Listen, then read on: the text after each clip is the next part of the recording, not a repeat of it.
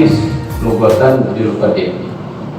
Hadis menurut bahasa etimologi adalah bil qadim, perlawanan atau kebalikan daripada qadim.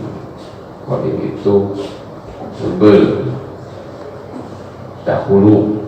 Nah, hadis berarti hanya baru hadis.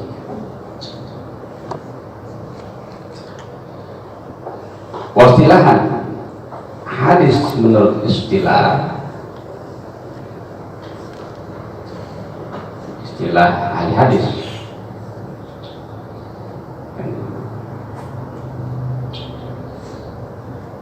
menurut istilah min haitsul riwayah, dilihat dari sisi riwayah.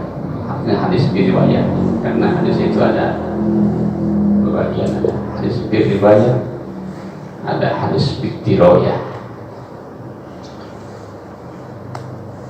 Nah, di sini yang akan dijelaskan adalah hadis riwayah, yaitu ilmun, suatu ilmu yashtamilu ala naqli ma udhifat, suatu ilmu yang mencakup kepada tukilan apa-apa yang disandarkan kepada Nabi Sallallahu Alaihi Wasallam, baik itu min aqwalihi, dari sisi sabda-sabda Nabi, maupun wa'af'ali, pekerjaan-pekerjaan Nabi, atau taqriratihi, pengakuan Nabi, awasofihi, atau sifatan Nabi. Istilah lain bahasanya syama'il, karakter pribadiannya also Nabi. Al-khulqiyah wal khulqiyah, al-khulqiyah wal khulqiyah, baik itu penciptaannya dari mulai poster tubuh Nabi, atau khulqiyah dari sisi akhlak-akhlaknya, perilaku Nabi. Jadi intinya ya hadis riwayah itu suatu ilmu yang mencakup kepada apa-apa yang disandarkan kepada Nabi, baik itu ucapan, pekerjaan, pengakuan, sifatan. Itu hadis riwayah.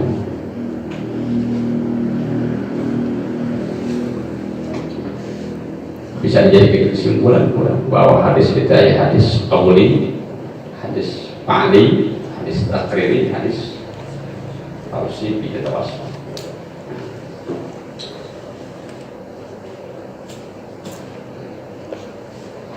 Kemudian wa maudhu'uhu, maudhu'nya itu hadis, maudhu' objek bahasa, jadi anu dibahas. Ini hadis ini ya adalah zatuhu, zat Nabi, diri Nabi. Saya bahas zatnya itu substansi kanjeng Nabi Muhammad SAW, baik dari sisi aqwal, af'al maupun takrir. Bahasanya kalau Nabi pada pekerjaan Nabi pengakuan itu objek bahasa. Perlu keutamaan hadis dibandingkan dengan ilmu yang lain, yaitu min asyrafil ulum, termasuk ilmu-ilmu yang paling mulia. Kenapa bisa jadi mulia? Li'annahu yu'rafu bihi tafsirul Qur'an wa kaifiyatul iqtida' bin nabi. Karena dengan ilmu hadis tersebut bisa diketahui penjelasan Quran. Karena fungsinya hadis itu menjelaskan Quran, karena Quran ini sangat rumit, karena memang sasarannya sangat tinggi. Kalau menurut Nubalago termasuk terok alur, ya semua orang bisa menjelaskan Al-Quran, hanya orang-orang tertentu yang bisa memahami Al-Quran. Salah satunya Quran ini dijelaskan oleh hadis, karena ada ungkapan ulama, jami umat taqulul ummah syarfun li sunnah was sunnah syarfun lil kitab. Apa yang dikatakan oleh para imam mujtahidin, baik itu mujtahid mutlak, mujtahid muntasib, mujtahid fatwa, mujtahid tarjih, itu adalah menjelaskan hadis. Sedangkan sunnah syarhul Quran, hadis itu untuk menjelaskan Al-Quran. Selain daripada itu, kaifiyatul iktidak bin Nabi bisa diketahui dengan ilmu tersebut, praktek tata cara metode mengikuti Nabi Sallallahu Alaihi Wasallam. Komentar ayat hadis, kurang sebagai umat Nabi mengikuti Nabi. Yang kurang sebagai umat wajib mengikuti Nabi. Apakah Nabi Rasulullah uswatun hasanah liman kana yarjullah wal yawmal akhir wa dzakarallaha katsiran. Faqul in kuntum tuhibbuna Allah fattabi'uni bi'umullah. Tapi bingung bagaimana caranya untuk mengikuti Nabi itu. Nah, dijelaskan hadis yang menjelaskan.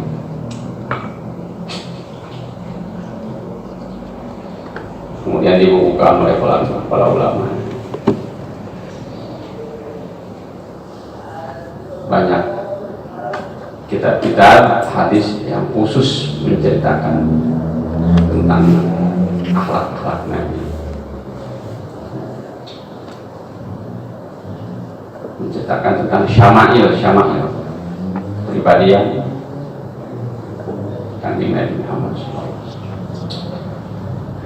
Goyatuhu, puncaknya, buahnya, natijah itu ilmu hadis itu al-fawzu bisa'nidarain, yaitu mendapat atau memperoleh kebahagiaan dunia akhirat. Insyaallah lamun orang belajar ilmu hadis bakal ini kebahagiaan dunia akhirat. Itu puncaknya. Itu ditolaknya dari al-fawzu bisa'nidarain. Nisbatuhu minal ulumi syar'iyah badal Quran. Nisbat artinya baca kaki, nisbat itu relevansi hadis dibandingkan dengan ilmu sanes, yaitu status Quran. Jadi hadis ini di bawah Quran, yang paling tinggi itu Quran.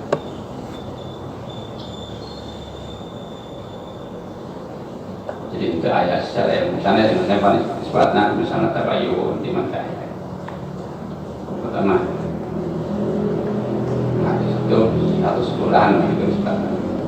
Pertama Al-Quran, kedua hadis riwayat.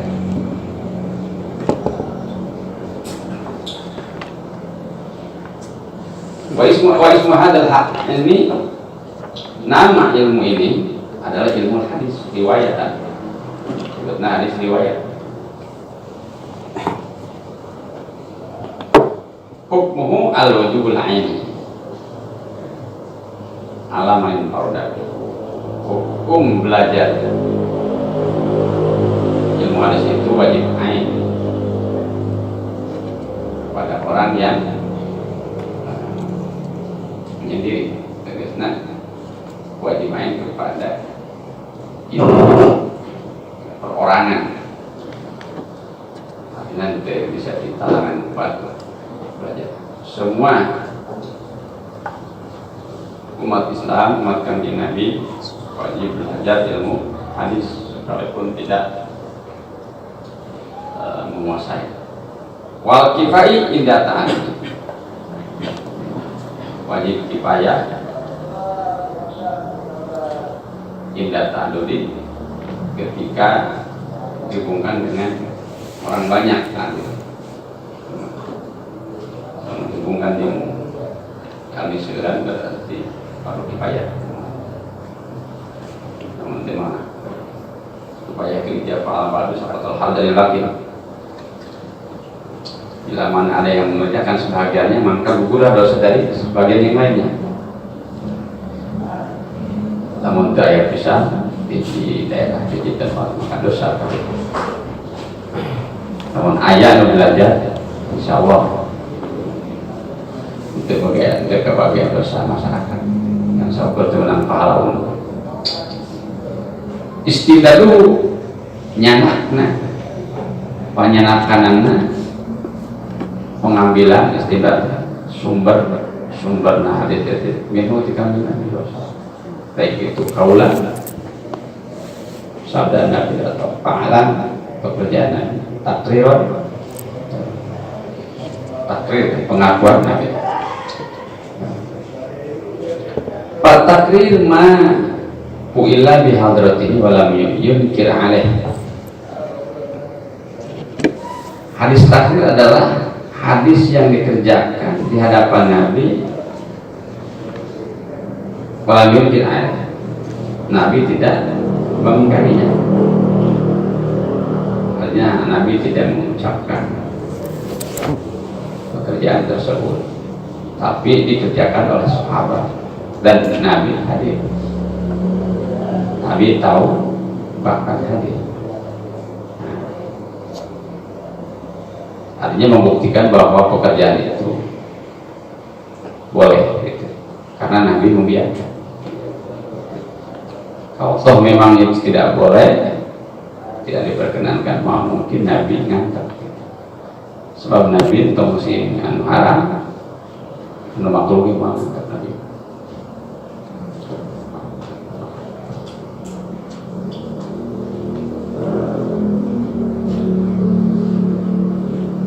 Awamila biolibati atau dikerjakan ketika Nabi tidak ada, ada di hadapan, tapi Nabi wabala tadi. Tapi infonya sampai kepada Nabi. Jadi apa-apa yang dikerjakan oleh para sahabat, Nabi tidak pernah mengatakan, tidak pernah mengerjakan, tapi dikerjakan oleh para sahabat Nabi. Tapi infonya sampai kepada Nabi. Walam yumkin alaih, Nabi tidak mengingkarinya. Maupun doa padahal Nabi mampu kalau memang Nabi melarangnya, tapi tidak melarang. Jadi membuktikan bahwa Nabi itu ikrar, mengaku bahwa pekerjaan tersebut boleh. Nah itu namanya hadis takrir.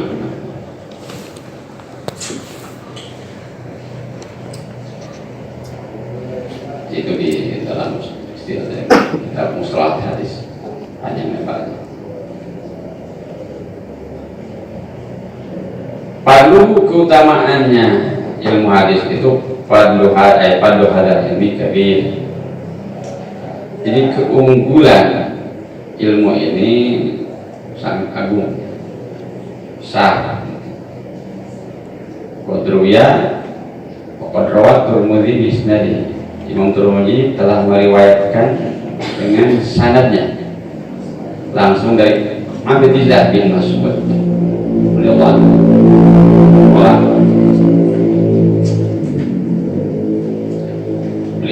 perkataan Allah Rasulullah SAW. Nabi telah bersabda, "Naddarallahu imra'an sami'a maqalati wa wa'aha wa adaha kama sami'ah." Wabaliyah tapi mai saya doa. Naddarallahu.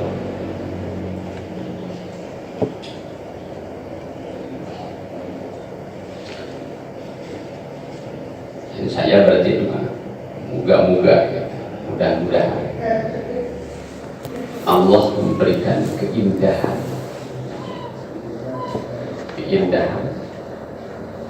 keelokan.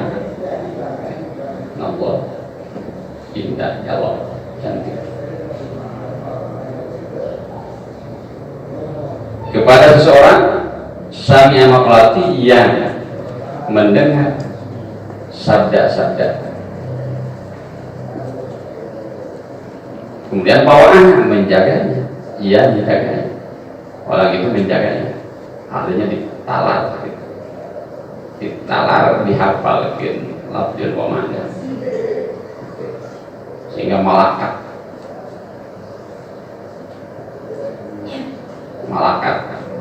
nempel, lengket, malakat. Padahal kemudian orang itu mendatangkannya, artinya disampaikan. Kalau sanes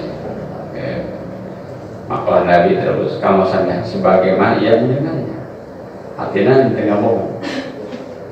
Jadi nyampaikan hadis teh sesuai sakujratna, sakutuhna, tidak dirubah. Entong si sekali hadis sekali mah gitu dirubah.